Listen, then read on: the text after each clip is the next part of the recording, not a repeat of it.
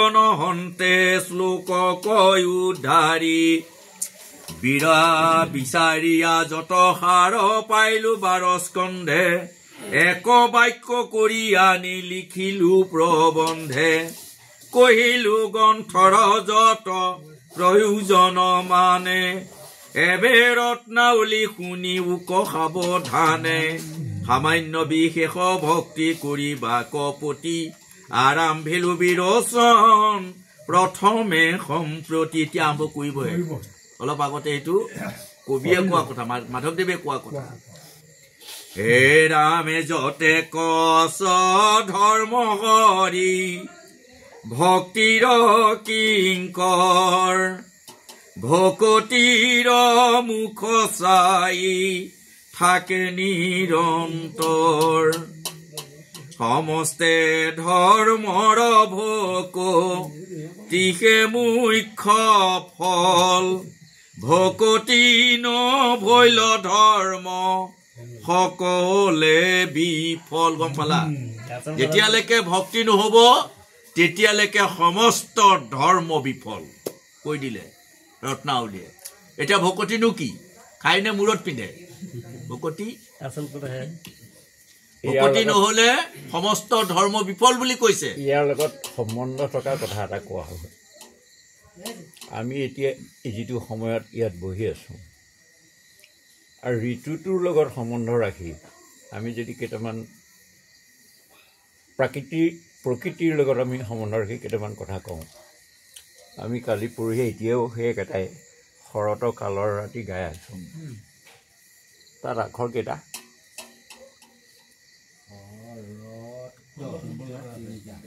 তিনিটা আমি যদি প্ৰকৃতিৰ নিচিনাকৈ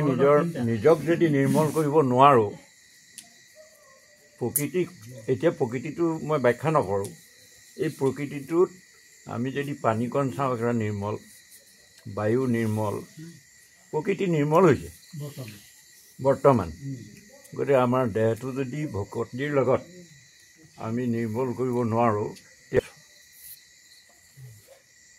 খোৱা মানে অস্পৃশ্য চুলে গা ধুৱে যেতিয়া হ'ব তেতিয়াহে এই ৰমন হ'ব যেতিয়া আহিব তেতিয়া ৰমন হ'ব বোল হৰি গাব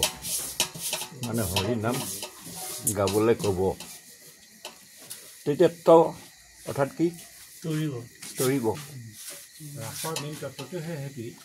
বুলহৈ ৰামহে মুকুন্দ মুৰাৰী মানে আমাৰ যদি প্ৰাকৃতিকভাৱে আমি দেহটো নিৰ্মল নহওঁ ভকতি নাহে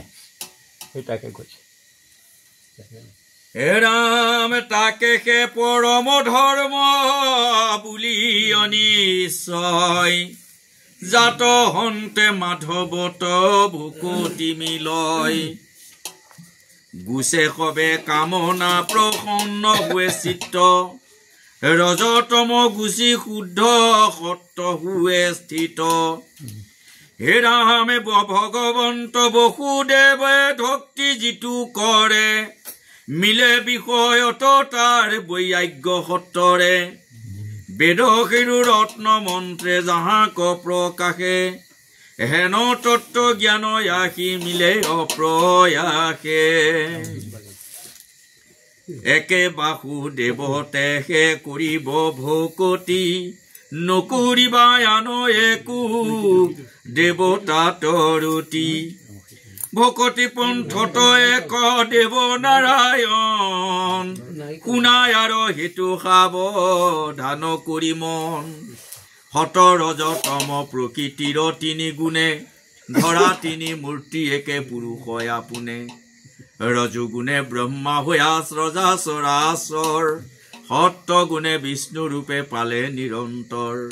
তমগুণে ৰুদ্ৰ ৰূপে সৃষ্টি সংঘাৰ গ্ৰন্থ 3 গুণে 3 মূৰ্তি একে ভগৱন্ত যদ্যপি ভজনী হন্ত 3 ঈশ্বৰ তথাপিতো বিষ্ণু তেকে সিদ্ধি মনুষ্যৰ জ্ঞানেকে জানিবা মুখৰ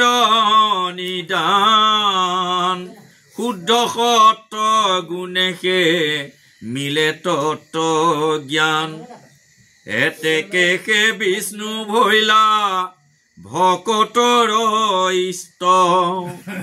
উপাধি বিশিষ্টে ফল হয় বিশিষ্ট হেৰামে পূৰ্ব সদাচাৰে আৰ দেখাও প্ৰমাণ যতে কমহন্ত মহাজ্ঞানত প্ৰধান কৰন্ত ভকতি বাসু দেৱৰ চৰণে চিত্ৰ গুহে নিৰ্মলয়া নন্দ মিলে মনে পিতৃভূপতি লোক পাল নিৰন্তৰে শ্ৰাদ্ধ বলি পূজা নকৰিলে বিঘ্নি কৰে বিস্তৰয়া আশে ভোজি পাৱে অল্প ফল জানি ঘূৰ ৰূপ তেজী মহন্ত সকল শান্তমূৰ্তি কৃষ্ণয় অৱতাৰক ভজন্ত আন দেৱ সমস্ত ক নিন্দা নকৰন্ত